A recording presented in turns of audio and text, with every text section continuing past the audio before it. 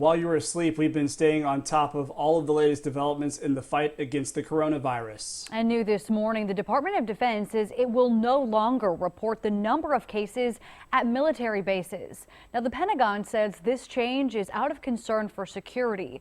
This affects bases in the Carolinas like Fort Bragg, Camp Lejeune, Parris Island, and Fort Jackson. The Marine Corps will no longer send recruits to Parris Island, but the Army hasn't said if it will do the same for Fort Jackson. The Post and Courier report South Carolina bases will start to report their numbers to DHEC, but it's not clear if those will be included in the state total at this time. Well, the Centers for Disease Control is updating its list of people most at risk for complications from COVID-19. According to the Washington Post, the CDC now says people with chronic medical conditions like diabetes, lung disease, and heart disease face an increased risk of being hospitalized. The report did not reach a conclusion about whether the severity of an underlying condition can lead to a more serious illness. And North Carolina Governor Roy Cooper is helping families who may have to choose between food and bills. Yesterday, he issued an executive order banning utilities from shutting off services to people who are unable to pay. That's in effect now for 60 days. It also encourages banks not to charge overdraft fees. That order is welcome news to so many people across our area who have their rent payments due today. Yeah, many were struggling to make ends meet even before coronavirus. Numbers we found from the last State of the Housing report in Charlotte showed 45% of renters met the definition of cost burden. Those are families who spend more than 30% of their income just on housing alone. Eyewitness News reporter Anthony Costura is live for us this morning in North Charlotte with the way that this problem really affects both renters and landlords. Anthony. And Genevieve, it really is a twofold problem. If tenants can't pay their rent at apartment complexes like this one, then that leaves landlords and property owners in a bind to pay their own bills. Congress recently passed a 4-month moratorium on evictions, and that means landlords can't take renters to eviction court right now. But Legal Aid told us they expect to see a surge of eviction cases once the temporary freeze on hearings is lifted. The money from the government stimulus package isn't here yet to help pay those bills.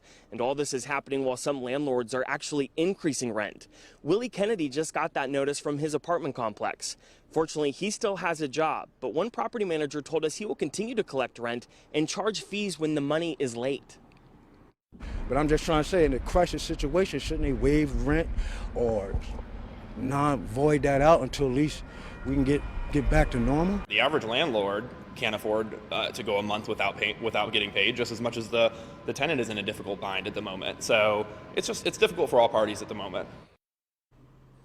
And this morning, #RentZero and #RentRelief are trending on social media. It's a way to urge lawmakers to take more action to protect renters as these stay-at-home orders really continue. Genevieve? All right, Anthony, definitely something to keep our eye on. We appreciate your report this morning. Well, the White House is revising its assessment of the coronavirus outbreak. 4 weeks ago, President Trump said the virus was no worse than the flu.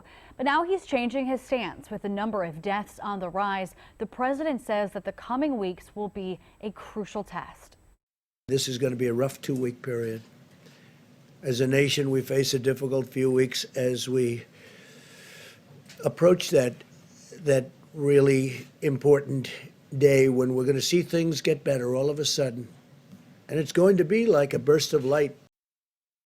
The president's comments came as we saw more cases across both Carolinas. Here are the latest numbers. The state is reporting nearly 1,500 cases in North Carolina.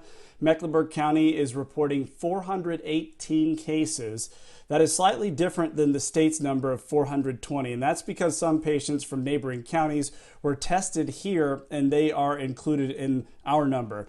8 people have died, including several in our area. In South Carolina, there are more than 1,000 cases now and 22 deaths, including one person in York County. A new data shows that the virus may not peak in the Carolinas for at least another 3 weeks. And it's not meant to cause fear, but rather to help everyone understand what we could be dealing with over the days to come. Yeah, yesterday the White House referenced COVID-19 models produced by the Institute for Health Metrics and Evaluation at the University of Washington. Government reporter Joe Bruno really dug through those numbers, and they showed the shortages that we could expect to see across both Carolinas. This is tough news to report. The models paint a bleak outlook for North and South Carolina. According to the data, North Carolina will hit peak resource use on April 23rd. At that time, it's projected we will have a shortage of 862 inpatient beds and 625 ICU beds. The state is also projected to have a shortage of 954 ventilators. April 23rd is also when North Carolina is expected to hit its peak of daily deaths. The numbers suggest 80 COVID-19 deaths that day. Between now and August 4th, 2,537 North Carolinians are projected to die from COVID-19. South Carolina's outlook is a little better. The Palmetto State is expected to hit its peak resource use on April 26. The data doesn't show an inpatient bed shortage, but it does show a shortage of 58 ICU beds and 269 ventilators. The research suggests South Carolina will hit its peak of daily deaths in 25 days, with 30 deaths that day. Between now and August 4th, the models predict a total of 1,034 COVID-19 deaths in SC. The numbers, as you can imagine, are changing as more data comes in. Governor Roy Cooper has activated 180 members of the National Guard, and one of their roles will be engineering assessment in case any alternative hospital facilities need to be built. Back to you. All right, Joe, thank you. Well,